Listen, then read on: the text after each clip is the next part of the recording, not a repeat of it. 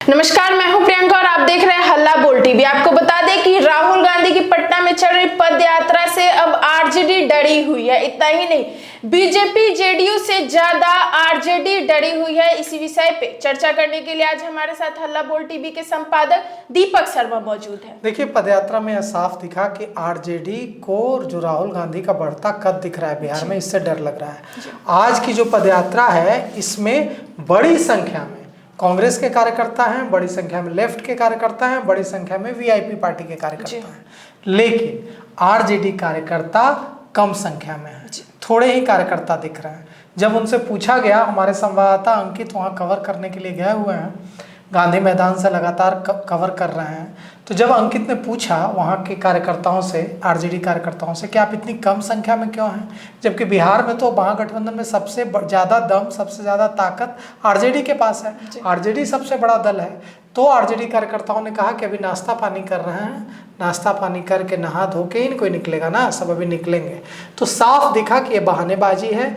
RJD ने अपने पैर आज की पदयात्रा से पीछे कर लिए हैं और अपनी ताकत आरजेडी नहीं दिखा रही, क्योंकि आरजेडी को यह महसूस हो रहा है, आरजेडी के रणनीतिकारों को यह महसूस हो रहा है कि आरजेडी की ताकत से राहुल गांधी बिहार में सबसे बड़े नेता के रूप में उभर रहे हैं। तो क्या आरजेडी और कांग्रेस में दरार आ सकती है? क्या देखिए, लगता है आपको? दरार तो नहीं आएगी, क्योंकि दोनों को एक साथ चलना दोनों की मजबूरी है जी। क्योंकि आरजेडी कांग्रेस का साथ नहीं छोड़ेगी। कांग्रेस अकेले चुनाव लड़ेगी तो आरजेडी का सपना टूट जाएगा चुनाव जीतने का। कांग्रेस के साथ भी मजबूरी है कि कांग्रेस के पास इतना बड़ा जनाधार नहीं है कि कांग्रेस आरजेडी का साथ छोड़ दे।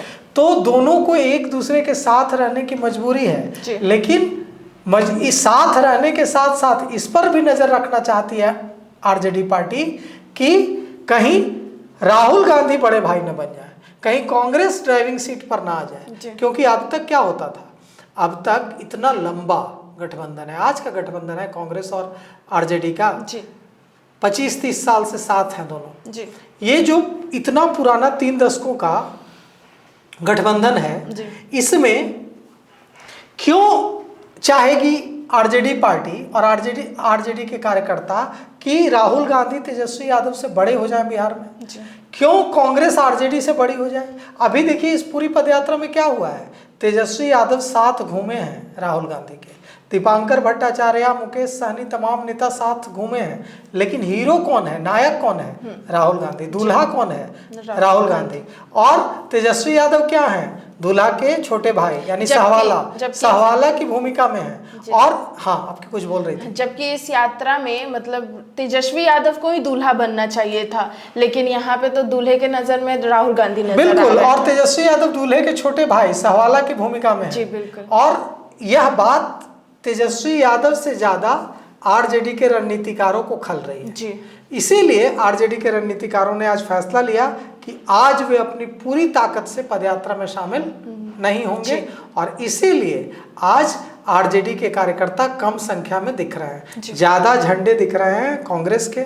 जबकि सोचिए कि पटना और पटना के आसपास के इलाकों, मनेर की बात कर लें, बिहटा की बात कर लें, दानापुर एरिया की बात, मतलब जो सटा ग्रामीण इलाका है, वहां कुर्जी की बात कर लें, तो आरजेडी बहुत मजबूत है। आरजेडी की संख्या काफी ज्यादा है पटना में। और इसके बावजूद अगर आरजेडी, पटना में कांग्रेस उतनी मजबूत नहीं है, पटना के सटे इलाकों में आरजेडी मजबूत है, और इसके बावजूद अगर आरजेडी के कार्यकर्ता कम दिख रहे हैं, आरजेडी के झंडे कम दिख रहे हैं, यह कोई गलती नहीं है। और जैसा कि आरजेडी के नेताओं ने से जब हमारे संवाददाता अंकित ने यह पूछा, तो उन लोगों ने कहा कि नाश्ता पानी करने में देर हो गई होगी, आने में देर हो गई होगी, आएंगे।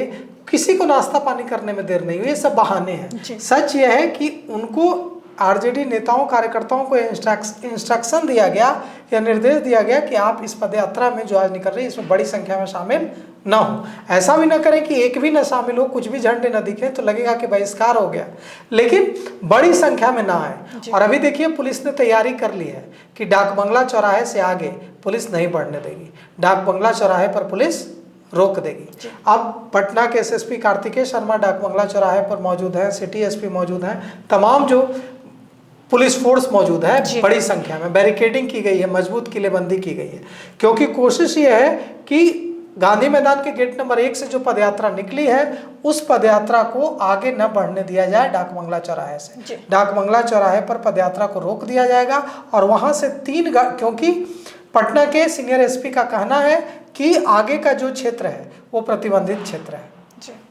तो उस प्रतिबंधित क्षेत्र में धरना प्रदर्शन या जुलूस निकालने की इजाजत नहीं दी जा सकती। तो इसीलिए पटना के सीनियर एसपी ने कहा है कि हम डाक बंगला चौराहे पर ही इस पदयात्रा को रोक देंगे और यहां से leader of opposition Rahul Gandhi, Bihar विधानसभा में नेता प्रतिपक्ष तेजस्वी यादव और जो बड़े नेता हैं उनको 3 गाड़ियों से यहाँ से भेजा जाएगा अंबेडकर मूर्ति तक और वे वहाँ जाकर माल्यार्पण करेंगे। लेकिन यहाँ भी सवाल है कि क्या कांग्रेस के कार्यकर्ता इतनी आसानी से मान जाएंगे इसके लिए, या वहाँ बवाल होगा, वहाँ पुलिस से भिड़ंत होगी। यह भी हो सकता है, यह भी हो सकता है कि कांग्रेस के कार्यकर्ता आसानी से मान जाएं और राहुल गांधी और बाकी नेता वहाँ जाकर माल्यार्पण करें। यह भी हो सकता है कि कांग्रेस के कार्यकर्ता आसानी से ना माने और वहाँ बवाल की स्थिति हो जाए। तो पुलिस ने पूरी तैयारी कर रखी है कि डाक बंगला चौराहे से आगे इस पदयात्रा को नहीं बढ़ने दिया जाएगा। पदयात्रा आगे बढ़ चुकी है। पदयात्रा में हजारों हजार की संख्या में कांग्रेसी कार्यकर्ता, मुकेश सहनी पार्टी वीआईपी के कार्यकर्ता, लेफ्ट के कार्यकर्ता मौजूद हैं। कम संख्या में आरजेडी के कार्यकर्ता हैं, लेकिन आरजेडी के कार्यकर्ता की मौजूदगी भी है। ऐसा नहीं है कि पूरी तरह मौजूदगी नहीं है। लेकिन अब डाक बंगला चौराहे पर क्या होता है ये यहाँ देखने का हमें भी इंतजार है। हमारे संवाददाता अंकित वहाँ मौजूद हैं और वहाँ से हमें पल पल की खबर दे रहे हैं। हम भी अपने दर्शकों को पहुँचाते रहेंगे। ठीक है, तो जैसा कि आपने सुना, राहुल गांधी की पद यात्रा का हर एक अपडेट हम आपको हल्ला बोल टीवी के माध्यम से पहुँचाते रहेंगे। तब तक के लिए बने रहे हमारे साथ। धन्यवाद।